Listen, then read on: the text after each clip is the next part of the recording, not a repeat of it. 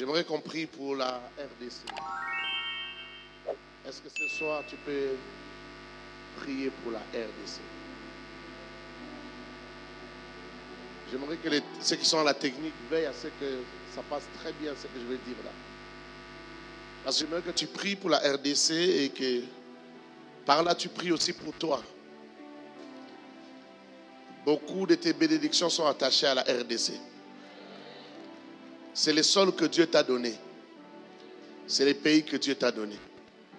C'est ton identité. Où que tu ailles, même si tu arrives à avoir une autre nationalité, mais tu diras toujours à tes enfants, je suis venu du Congo. Je suis venu de la RDC. Alors, ces derniers temps, j'ai essayé de lancer sur Facebook quelques mots sur la guerre, sur la RDC. Et j'ai vu comment les gens réagissent. J'ai vu aussi comment les gens ont réagi aux images des prêtres et pasteurs qui sont allés à Goma rencontrer les rebelles. Et je me rends compte que beaucoup de Congolais ne comprennent pas ce qui se passe. Je ne sais même pas comment tu pries. Comment tu pries pour la guerre alors que tu ne sais pas ce qui se passe, ce que ça veut dire. Peut-être que tu as entendu des gens parler, mais tu ne sais pas vraiment. Je vois beaucoup de Congolais qui acclament Nanga, qui acclament les rebelles. Vous ne comprenez pas ce qui se passe. Il y en a qui pensent que c'est juste une affaire d'échanger un président. Ce n'est pas une affaire d'échanger un président. Il lui reste combien? Peut-être 4 ans. Et puis il partira. Le plus important, ce n'est pas qu'il soit président. Il ne s'agit pas de ça. Donc jusqu'à aujourd'hui, les Congolais, vous ne savez pas pourquoi il y a la guerre au Congo. Je vais te dire ça en peu de mots. Il y a plus de 20 ans, il m'arrivait souvent j'étais à l'étranger, j'étudiais en Tunisie, et il m'arrivait souvent quand j'allais au cyber de pleurer. Parce que quand je lisais les nouvelles, ce qui s'est passé à Mwenga, ce qui passait à K. Est-ce que vous vous rappelez encore de tous ces coins, ces zones, ces villages là où on a enterré, Makobola, là où on a enterré des femmes vivantes, Kassika, tous ces coins-là, tout ce qui s'est passé là-bas. Et il y avait des images, des photos, des enfants qu'on avait pilés, des enfants qu'on avait coupés à la machette. J'ai pleuré pour mon pays. Je ressentais beaucoup de douleur pour ce pays. Parfois, je me pose la question, pourquoi Dieu a fait de nous des Congolais? J'ai l'impression que les Congolais eux-mêmes ne comprennent pas ce qui se passe. On te l'a déjà dit, mais peut-être que tu as pris ça juste comme des informations comme ça. Ce qui se passe ici, c'est que ça fait 30 ans qu'on n'a pas la paix. J'entends même des gens dire que M23 c'est ici là qui ont besoin de gens en source. M23 c'est la thé. En 2012, M23 est Bimaki. M23 est sorti de Goma, alors qu'ils avaient déjà pris Goma. Ils sont sortis parce qu'on a signé des accords. Les accords justement du 23 mars. Mais ces accords-là voulaient qu'on donne au M23, c'est-à-dire aux Rwandais en réalité, qu'on leur donne la gestion de toute la partie Est, que tous les Kivu, qu'ils gèrent tous les Kivu, administrativement et militairement.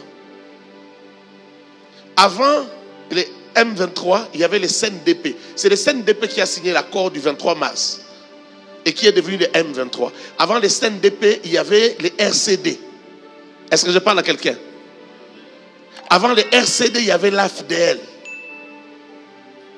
Les Ougandais et les Rwandais qui ont cherché un Congolais pour qu'il prenne les devants pour faire la rébellion. Parce qu'ils voulaient simplement prendre les Kivu. Mais lorsqu'on a appelé Mouzé a dit c'est l'occasion pour que Mobutu tombe. C'est comme ça que Mouzé est arrivé ici. On a acclamé.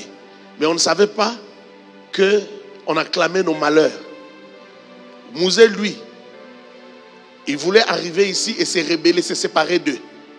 Quand il s'est séparé d'eux, parce qu'il voulait sauver son peuple, on l'a tué. Est-ce que je parle à quelqu'un? Les M23 n'existent pas. C'est le Rwandais qui veut prendre le Congo. Et je vois des Congolais qui acclament ça.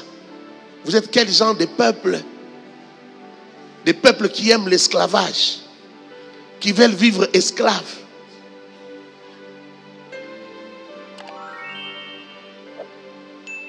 Je parlais avec un conseiller du président qui m'a dit, le président ne signera jamais ses accords avec les M23. S'il faut qu'il démissionne, qu'il parte, il partira.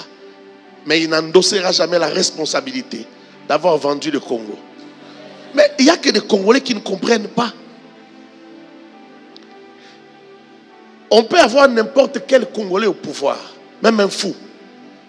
Mais il ne faut jamais donner le Congo au Rwanda. Les Rwandais, je vais vous expliquer. Il y a 20 ans, j'écrivais sur ce qui se passe à l'est du Congo. Dans ma mémoire, pour avoir mon master, j'écrivais.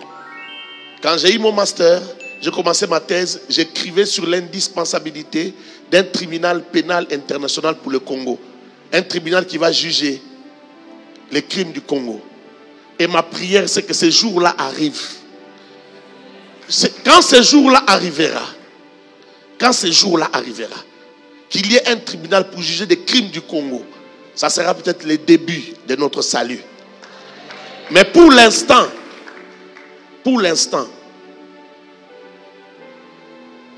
je ne sais pas dire qui nous sommes et dans quoi nous sommes. Le Rwanda a fait la guerre parce qu'il y a des gens qui l'ont commissionné, les multinationales très puissantes qui influencent même des États. C'est-à-dire les États qui soutiennent le Rwanda, qui donnent des armes au Rwanda, parce que le Rwanda ne se bat pas contre nous seuls. Mais les États qui les arment là, derrière eux, il y a des individus, des hommes puissants, des milliardaires, qui sont plus puissants que des États. Qu'est-ce qu'ils cherchent? Ils cherchent les minéraux du Congo. C'est à cause de la richesse du Congo. Tu entends ça, mais je ne sais pas si tu comprends. Le malheur de ta vie, c'est que Dieu t'a placé sur un sol qui a trop de richesses. C'est ça notre malheur. Et le monde entier cherche nos minéraux. Ce qui est bizarre, c'est que maintenant, si tu vas en Chine, les usines qui fabriquent les armes, qui fabriquent les chars de combat, qui fabriquent des caterpillars, comment on appelle ça? Toutes les machines là, ils prennent les minéraux ici. Mais malgré qu'ils prennent nos minéraux, qu'ils jouissent de ça, personne ne nous défend. Personne ne veut notre paix. Les gens qui vont acheter nos minéraux au Rwanda, même l'Union européenne, officiellement, ce n'est pas caché, a un contrat qui vient de tomber il y a un jour ou quelques heures parce que les Congolais ont fait beaucoup de bruit en Europe. C'est une victoire diplomatique. Mais comment des gens comme ça, l'Europe, la France, la Belgique, l'Allemagne, tous ces pays-là ont un contrat avec le Rwanda pour notre coltan. Mais le Rwanda ne produit pas même 1 gramme de coltan. Toi, tu es Congolais, tu ne le sais pas. Comment tu vas prier? Un contrat que le Rwanda leur vende. Mais pourquoi ils ne viennent pas demander que nous-mêmes nous puissions leur vendre? C'est à cause de ça qu'il y a la guerre. Quelqu'un va dire, la guerre était finie. Comment la guerre a recommencé? Mais vous avez, le Parlement a voté l'état de siège. On a resserré les frontières, on a resserré la sécurité. Les minéraux ne passaient plus au Rwanda en quantité suffisante. Et c'est pourquoi ils ont lancé la guerre. Ils ont lancé la guerre encore pourquoi? Parce que l'accord du 23 mars n'a jamais été totalement respecté. Les généraux du CNDP, donc du M23, qui ont été brassés dans l'armée congolaise, on leur a demandé de venir, on les a affectés dans d'autres postes dans la République, qui viennent travailler ailleurs. Ils ont refusé. Ils veulent seulement rester là-bas. Ils veulent seulement contrôler là-bas. En 2-3 points, je vais te dire des choses que tu ne sais pas. Pendant que toi, tu penses que c'est une affaire seulement d'échanger des régimes, laisse-moi te donner des informations. Il y a des villages entiers au Congo qui sont massacrés. On prend des populations au Rwanda, on vient les transplanter ici. Dans le passé, on a brassé notre armée. On a fait entrer des gens qui n'étaient pas des Congolais dans notre armée. C'est pourquoi notre armée a des difficultés pour bien se défendre. Mais on a des vaillants combattants. On a des braves Congolais qui sont morts à Goma. Est-ce que tu le sais? Est-ce que tu sais qu'il y a des soldats qui étaient restés seuls, sans les généraux, sans le colonel, mais qui se sont battus? On me raconte l'histoire d'un garçon qui est resté avec, il a regardé son chargeur, il est resté avec 25 balles. Il a remis en face des Rwandais. Il a tué 24 Rwandais. Et il a pris son arme. Il s'est donné la mort lui-même. Il s'est tiré lui-même. Ne voulant pas mourir par la main d'un Rwandais. Mais il a fait tomber 24 personnes. Il peut ici tuer lui-même. Ces gens-là, ces jeunes-là, qui sont parfois, certains sont moins âgés que toi, comprennent ce qui se passe. Tu sais combien de morts il y a eu à Goma? Il y a eu plus de 2000 militaires congolais qui sont tombés. Il y a eu plus de 3000 civils qui sont tombés en 2 jours seulement. Quand je vois des gens aller voir Nanga et rire, je ne comprends pas. Comment ils peuvent rire? Comment on peut rire? Ces jeunes gens-là sont morts pour rien. Laisse-moi t'informer.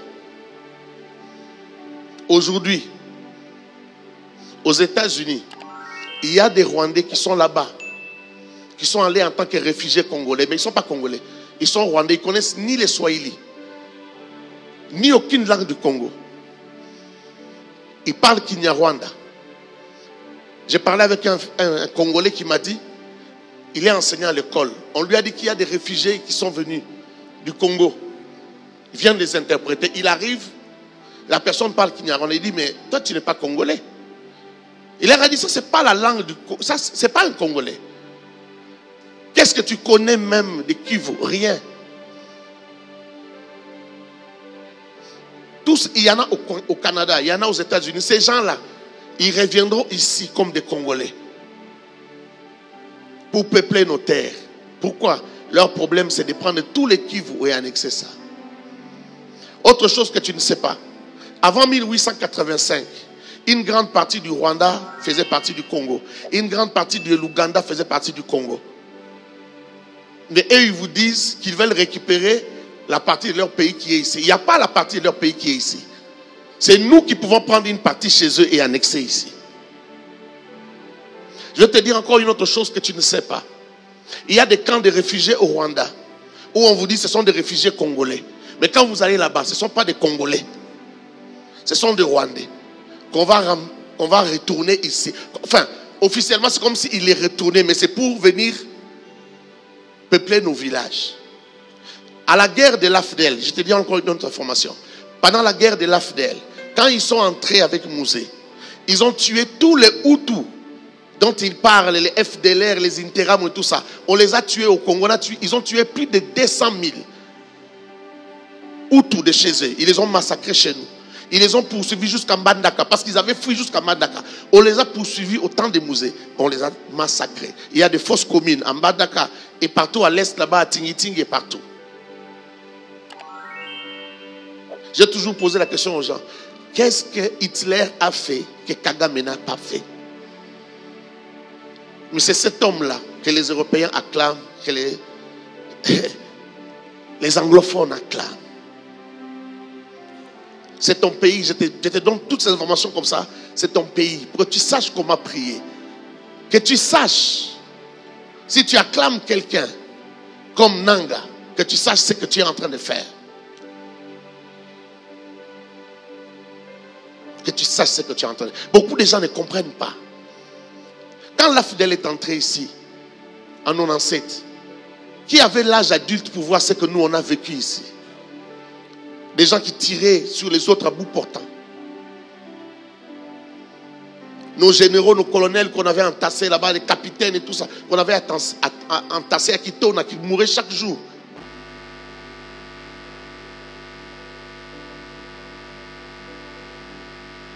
Nanga, tout ce que je connais là, lui aussi connaît ça. Le nouveau gouverneur qu'on a nommé, qu'on a placé, le vice-gouverneur, il est rwandais. Il est canadien, il vient du Canada. Mais il est reconnu là-bas comme d'origine rwandaise. Il n'a jamais été congolais. Je peux te donner des informations comme ça, même jusqu'à 22 heures. Je connais ce qui se passe là. Je vais terminer en te disant, on n'aura jamais la paix si on ne se bat pas. Si on ne se fait pas respecter, on n'aura jamais la paix. On ne négocie pas en position de faiblesse. On ne négocie pas quand on vous a pris Goma, la capitale de l'Est. Non. On négocie quand on est en position de force. Pour donner pour exiger quelque chose. Si on négocie maintenant, tout ce que Nanga va vous demander, vous allez lui donner parce que vous avez peur qu'il prenne Bukavu. Aucun peuple n'arrache sa liberté sans faire la guerre. La guerre, ce n'est pas seulement la guerre où les gens meurent. La guerre, c'est aussi quand l'armée monte en puissance, même en temps de paix. L'armée monte tellement en puissance qu'elle atteint un niveau de dissuasion. C'est-à-dire les gens, avant de faire la guerre avec vous, ils comprennent qu'ils sont déjà battus. Ils ne vous font plus la guerre. Donc il n'y a que ces deux possibilités. Soit vous faites la guerre, vous mourrez. Soit vous construisez une armée puissante. Les gens ont peur de vous faire la guerre. Là, nous aurons la liberté. Avant ça, il n'y a pas de liberté. Maintenant, tu peux prier. Entends-nous les mêmes cantiques qu'on chantait tout à l'heure.